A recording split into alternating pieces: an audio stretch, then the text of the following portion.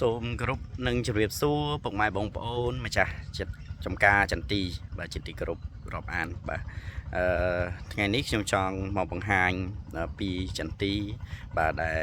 ត្រូវទឹកភ្លៀងបាទហើយចន្ទីនេះត្រូវទឹកភ្លៀងខ្លាំងបាទជប់មិញណា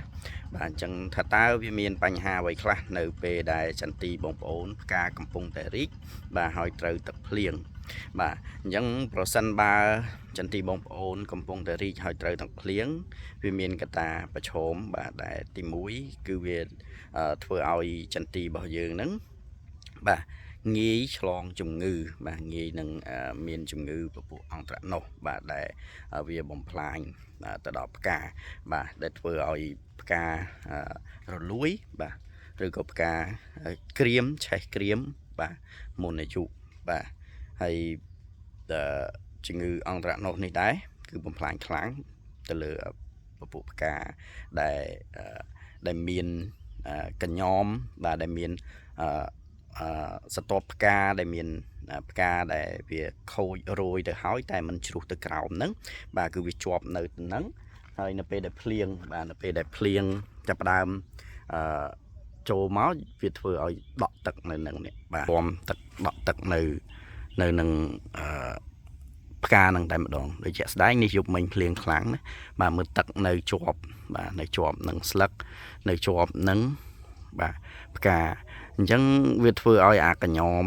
ដែលវាបានរោយទៅហើយដែលมันអាចឡើងក្តឹបហ្នឹងវារលួយបាទវាដក់ទឹកជាប់អញ្ចឹងបាទហើយវានឹងរលួយងាយនឹងរលួយបាទអញ្ចឹងហើយប្រសិនបើចន្ទីរបស់បងប្អូនបាទមានផ្កាកំពុងតែរីកបាទផ្កាកំពុងតែរីកបែបនេះបាទហើយត្រូវទឹកភ្លៀងបងប្អូនគួរបាទបាញ់បាទលាងទឹកភ្លៀងក៏ដូចជាសម្អាតនៅកញ្ញោមផ្កាបាទក៏ដូចជាយើងការពារនិងព្យាបាលនៅជំងឺពពួកផ្សិតពពួកអង់ត្រាណូសហ្នឹងបាទអញ្ចឹងផលិតផលដែលយើងអាចប្រើប្រាស់បានបាទដែលមានប្រសិទ្ធភាពខ្ពស់បាទយើងអាចប្រើប្រាស់នៅperfect បាទយើងអាចប្រើប្រាស់នៅ perfect បាទចំនួន1គីឡូក្នុងទឹក1000លីត្រហើយប្រសិនបើបាទបងប្អូនចង់ប្រើ2មុខបាទបងប្អូនអាចប្រើ perfect ត្រឹមតែកន្លះគីឡូទឹក1000លីត្របាទបូកជាមួយនឹងអង្គរអេសានបាទអង្គរអេសានបាទមួយដបក្នុងទឹក1000លីត្រដូចគ្នាបាទអញ្ចឹងប្រសិនបើបងប្អូនប្រើ2មុខយើងប្រើ1មុខអង្គរអេសាន1 perfect កន្លះគីឡូតែបើប្រើតែមួយមុខទេអាចប្រើ perfect 1គីឡូតែម្ដងបាទហើយពាក់ព័ន្ធជាមួយនឹងជីបំពន់ថាតើនៅពេលដែលចន្ទីបងប្អូនត្រូវទឹកភ្លៀងបែបនេះបាទជីបំពន់គួរប្រើជីបំពន់ប្រភេទណាបាទអញ្ចឹងជីបំពន់ដែលបងប្អូនអាចប្រើប្រាស់បានបាទមានដូចជា perfect អធិស្ឋានបាទជីបំពន់ដែលបងប្អូនអាចប្រើប្រាស់បានបាទមានដូចជាGensing បាទប្រភេទស័ង្កសីសុទ្ធបាទអញ្ចឹងនៅពេលដែលផ្កាត្រូវទឹកភ្លៀង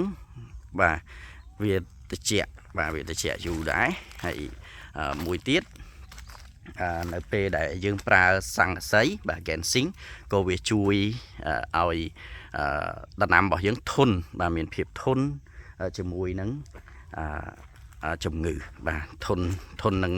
ជំងឺផងដែរបាទអញ្ចឹងយើងអាចលាយបានប្រភេទ Gensing បាទយើងអាចប្រើ1លីត្រក្នុងទឹក1000លីត្របាទកាន់តែប្រសើរបាទហើយជីបំពន់ដែលអាចលាយបានទៀតបាទគឺមានដូចជា Hypo បាទដូចជា Hypo យើងអាចលាយបានបាទដូចជា Calcium Boron បាទ Cal Boron របស់យើងក៏យើងអាចលាយបានបាទហើយមួយទៀតបាទ Casing បាទឬក៏បាទជីបំពន់ទាំងឡាយណាបាទដែលมันមានអាសូតបាទมันមានអាសូតឬក៏អាសូតទាបជាងពេជាងកាបាទអញ្ចឹងជីបំពន់ដែលมันមានអាសូតឬក៏អាសូតទាបជាងពេជាងកាបងប្អូនអាចប្រើប្រាស់បានបាទហើយក្នុងនេះដែរយើងមានផលិតផលមួយមុខទៀតដែលពិសេសបាទគឺ Gen K បាទ Gen K វាជាជីបំពន់បាទដែលមានតែពេនិងកាទេ បាទអត់មានអាស៊ូទេអត់មានអិនទេបាទអញ្ចឹងគឺស័ក្តិសមល្អបំផុតប្រើសម្រាប់នៅពេលដែលចន្ទីមានបញ្ហាជំងឺឬក៏ចន្ទីត្រូវតែភ្លៀងរៀបនឹងមានជំងឺ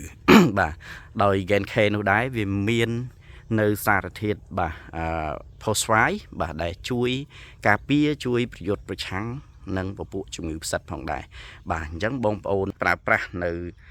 ផលិតផលប្រមាណមុខដែលខ្ញុំបានរៀបរាប់នេះបាទដើម្បី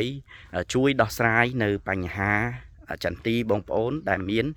បញ្ហាផ្កាកំពុងតែរីកបាទដូចចំការហ្នឹងបាទផ្កាកំពុងតែរីកបាទហើយត្រូវជាមួយនឹងទឹកភ្លៀងបាទអញ្ចឹងត្រូវជាមួយទឹកភ្លៀងយើងគួរតែបាទប្រើប្រាស់ផលិតផលទាំងអស់នេះបាទសូមបញ្ជាក់បាទ perfect 1គីឡូអង្គរឥសានបាទបើសិនជាលាយជាមួយអង្គរឥសានគឺ perfect កន្លះគីឡូអង្គរឥសានម្ដងតែបើសិនជាប្រើតែ perfect បាទគឺដាក់1គីឡូក្នុងទឹក1000លីត្រហើយអាចបញ្ចូលជាមួយនឹងបាទកាល់ស្យូមបូរ៉ុនបានបាទកាល់បូរ៉ុនបាទបញ្ជាក់កាល់បូរ៉ុនអង្គរគ្រីនបាទព្រោះកាល់ស្យូមបូរ៉ុននៅលើទីផ្សារមានច្រើនណាបាទកាល់ស្យូមបូរ៉ុនខ្លះគាត់មានលាយអាស៊ូតមានអីអញ្ចឹងអត់អាចលាយបានទេបាទហើយអាចបញ្ចូលស័ង្កសីកាន់តែល្អណាចូលស័ង្កសី Gen Zinc កាន់តែល្អបើសិនជាមានបាទបើអត់មានទេយើងអាចលាយជាមួយ K-Zinc អីចឹងទៅហើយ Hypo ក៏អាចបញ្ចូលបានបាទ K-Zinc ក៏អាចបញ្ចូលបានដែរបាទ one set ក៏អាចបញ្ចូលបានដែរបាទអញ្ចឹងប្រសិនបើពុកម៉ែបងប្អូនមានបញ្ហានេះអាចប្រើប្រាស់នៅផលិតផលដែលខ្ញុំបានរៀបរាប់ខាងលើបាទតែមិនលាយទាំងអស់គ្នាទេណាលាយទាំងអស់ទេបាទជីមប៉ុនយើងអាចលាយត្រឹម2មុខឬ3មុខយ៉ាងច្រើនទៅបានហើយបាទអញ្ចឹងសូមអរគុណសម្រាប់ការតាមដានទស្សនានៅវីដេអូរបស់ខ្ញុំបាទជួបគ្នានៅវីដេអូក្រោយជម្រាបលា